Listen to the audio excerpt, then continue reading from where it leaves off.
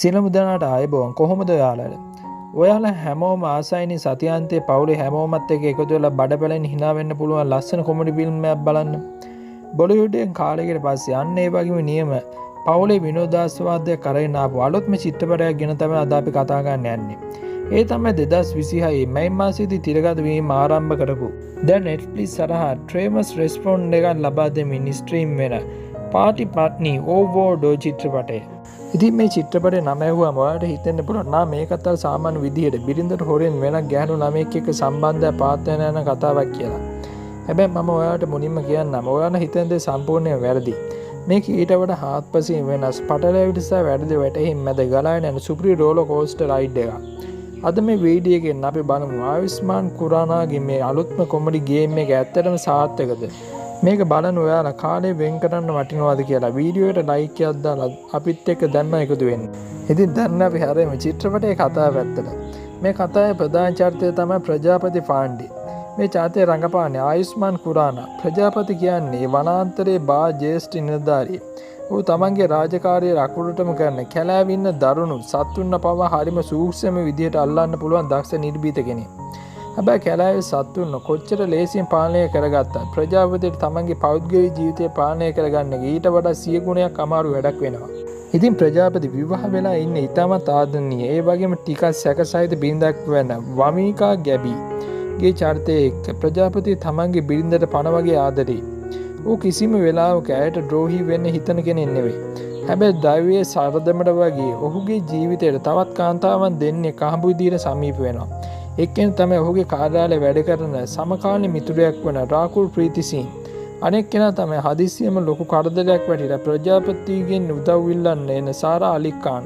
ඉතින් ඔන්න ඔතනදී තමයි නියම සෙල්ලම් පටන් ගන්න. ප්‍රජාපති මේ හැමෝටම උදව් කරන්න ඊටම පිරිසුදු චේතනාවෙන් වුණා. අවට ඉන්න සමාජය සහ ඔහුගේ බිරිඳ මේ සිදුවීම දකින්නේ සම්පූර්ණයෙන්ම වැරදි කෝණයකින්. එක මිනිහෙකු එක බිරිඳෙකුයි. හැබැයි අනිත් පැත්තෙන් තවත් දෙන්නේ.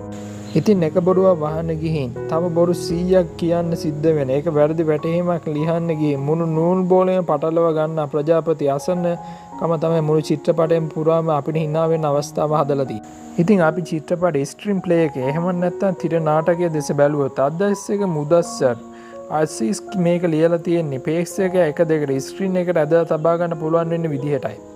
හැබැයි මම අවංකව කියන්න ඕනේ චිත්‍රපටයේ මුල් විනාඩි 20ත් 30ත් වගේ කාලේ ටිකක් ස්ලෝ ස්වභාවයක් ගන්නවා. චරිත හඳුනා දීම සහ කතාවේ පසුබිම සකස් කරන උන් ටිකක් වැඩිපුර කාලයක් අරගෙන තියෙනවා.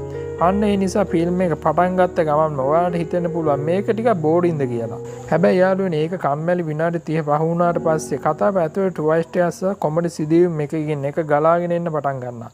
විශේෂයෙන් පළමු අර්ධ අවසානයේදී හරියට සහ දෙවෙනි අර්ධයේ පුරාවට තියෙන සිදුවීම් මාලාව කොයිතරම් වේගවත්ද කියනවා නම් සිනමා ශාලාවල වගේම ගෙදර ඉඳන් බලන්න අයටත් හයියෙන් hina වෙන්න සිද්ධ වෙනවා. ඉතින් යාළුවනේ පාටි පට්නි ඕවර්ඩෝ කියන්නේ සිනමා ඉතිහාසය වෙනස් කරන්න පුළුවන් වර්ගයේ මාස්ටර්පීස් එකක් නෙවෙයි.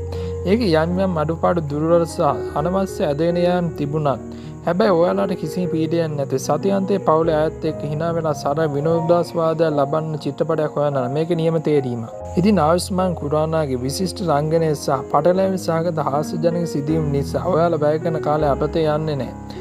මම මේ චිත්‍රපටය ලබා දෙන රේටින් එක තමයි 10න් 7. ඉතින් ඔයාලා මේ වෙනකොට Netflix සරහා හෝ සිනමා ශාලාවේදී පාටි පට්නි ඕවෝ චිත්‍රපටය නරඹවද? ඔයාලට මේ චිත්‍රපටය ගැන මොකද හිතෙන්නේ? ආයුෂ්මාන් කුරානා සමග රංගපාපු නිදියන් තිදෙනා ඔයාලට වඩාත්ම කැමති කාගේ රංගනයටද? ඉතින් ඔයාලගේ අදහස් පල්ලෙහින් තියෙන කමෙන්ට් සෙක්ෂන් එකේ සටහන් කරගෙන යන්න අමතක කරන්න එපා. වීඩියෝ එක වටිනා කියලා හිතෙනවා ලයික් කරන්න. ඒ වගේම ඔයාලා සිනමා වල යාළුවන්ට බලන් ෂෙයා කරන්න. තවත් මේ වගේම රසවත් සිනමා විචාරකයන් ළඟදීම හමු වෙනවා. එතකන් හැමෝටම සුබ දවසක්.